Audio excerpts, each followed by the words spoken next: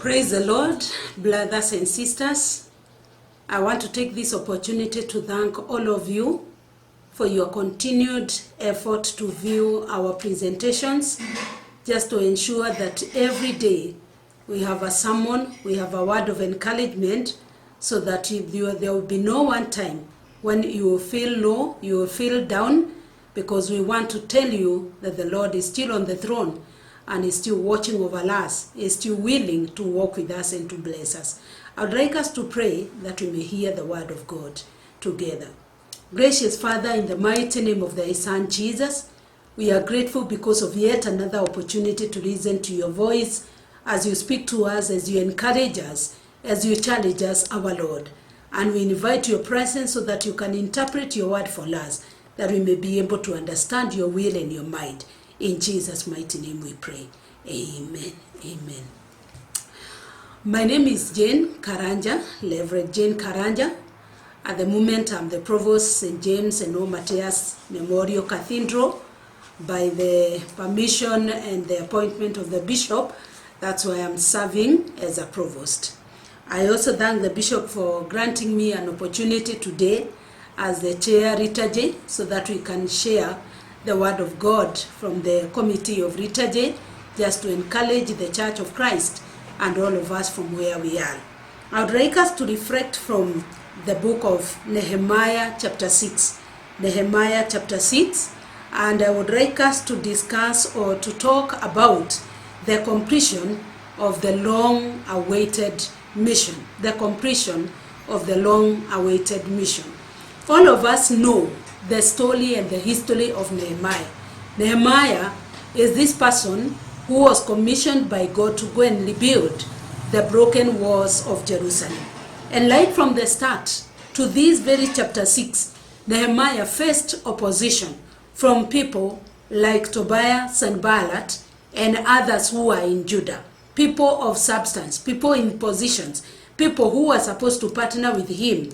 They were out there to ensure that his efforts do not succeed. And they were there to make sure that they dim everything, that no light is seen at the end of it all. But Nehemiah was such a focused man. And from the beginning to the very end, he never kept down his tools. He never gave up. He never showed any kind of a defeat, but he focused on his mission to the very end. To start with, in chapter 6, when Sanballat and Tobiah and his group realized that despite the many attempts to pull down the efforts of Nehemiah, they had not succeeded, and he had not ceased to build the walls. In fact, they gave him a hit back, and then the following day they would realize that the battle they raised yesterday never materialized. Instead, he became much more vibrant to continue working and to continue building on the walls. And day after the other, they kept on tempting him. They kept on challenging him. They kept on opposing him. But one strong character that comes out from Nehemiah is that he remained focused to the very end. And so one time now, when they realized that the walls are almost now complete, and it was like our efforts will not work, and it is like despite our opposition, this man is determined to finish the work. We cannot watch the walls complete. We cannot watch the walls being completed. We have to ensure that this one does not work. And so they organized to call him for a meeting at a valley called Ono, whereby they schemed some lies. And they told him that the report has reached the king that you and some other people have plotted to rebel against the king, and you are planning to become the king of Jews. And so the king has heard this. We are calling you so that we can sort out this before the king now reaches on you, or before the worst happens about you. And I like the response that Nehemiah gave unto them. If you would look at from verse 1 up to verse 3, he was very sincere and he was very straightforward to them. He said, I know whatever you are telling me and the meeting you are calling me for, And the agenda that you have is not a true agenda. These are your own creations. I know nobody has even sent you. These are your own creations. And I have not even said what you are saying. You have not received any information of the sort. You are only skimming it by your own self. And therefore, me, I cannot come for your meeting. Why? Because I have a very important mission for me to carry on. And I cannot leave it just to come and attend to your meeting. How can that is what Nehemiah is saying. Why should I stop working to come and meet with you? That is the question he's asking the Tobiah, the Sanballat group. He's saying that what I'm doing now, comparing to what you are calling me for, is more important. And I can never leave it just to join you for that meeting that you're talking about. They went ahead and they continued scheming. What worries me is that they went even to the prophet, and there is one described there down, Shemaiah, who was kind of bribed so that he could tempt or trick Nehemiah, the servant of God. And so he called him and said, Nehemiah, I want to join you in this battle, and I want us to go into the temple and we hide ourselves there, so that these people who are looking for you to kill you, they will not access you. Again, God revealed himself to Nehemiah, and he said, whom am I? He is a person of my caliber going to hide himself so that he will not die. I cannot attempt. I cannot do that. And later on, he realized that God had not sent Shemaiah. Actually, he was in the group of Akina Tobiah and the Sanballat. I like the Kikuyu singer who sang and saying, Kanithanio menago noga the nyomuno ne amwe aria agwo. Shemaiah was a prophet who was supposed to stand with Nehemiah. And he was supposed actually to intercede for him as he continues building the walls. And instead of doing this, he's teaming up with the enemies. And he's a person fighting Nehemiah from inside. And this is happening even in the church right now. The people who have made the ministry very difficult are not the outsiders, are not the Chaldeans, the people who do not go to church. These are the leaders in the church. They are the people who are leading in opposing our meetings, opposing our praying, opposing our gathering, even with a very small number. These are the people on the front line who cannot allow this one to happen. But the Bible records very well that Nehemiah, for the first invitation, he said, no, I cannot leave the very important mission that I've started just to come to your meeting. 2, Shemaiah, who was teaming up with the enemies, when he called him for a meeting in the house of the Lord so that they can hide himself again, he realized that this person is not sincere. I cannot team up with him. I will know what to do, but I cannot team up with him. He opposed his invitation and he did not team up with him. Finally, the Bible records that after the 52nd day, the wars were completed.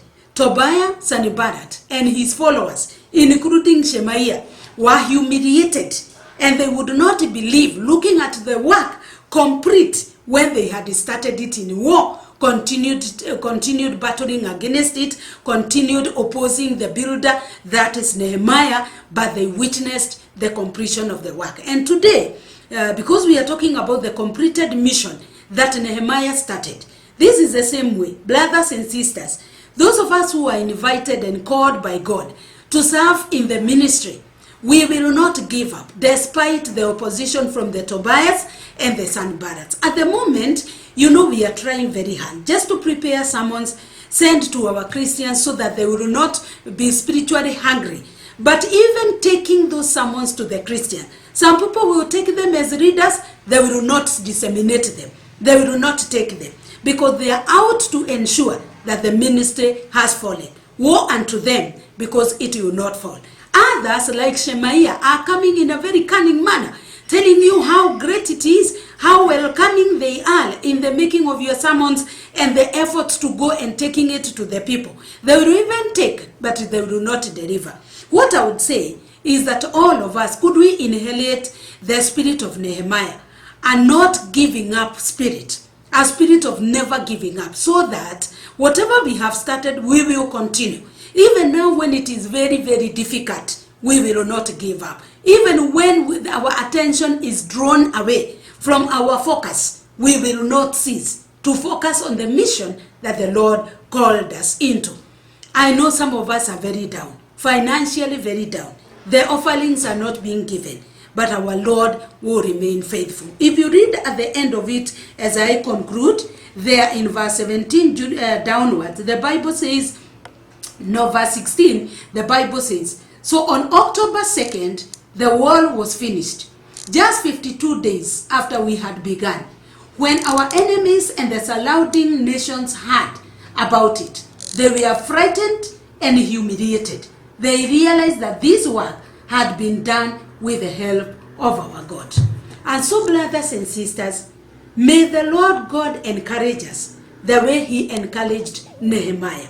May we not give up like the way Nehemiah, the servant of God, never gave up.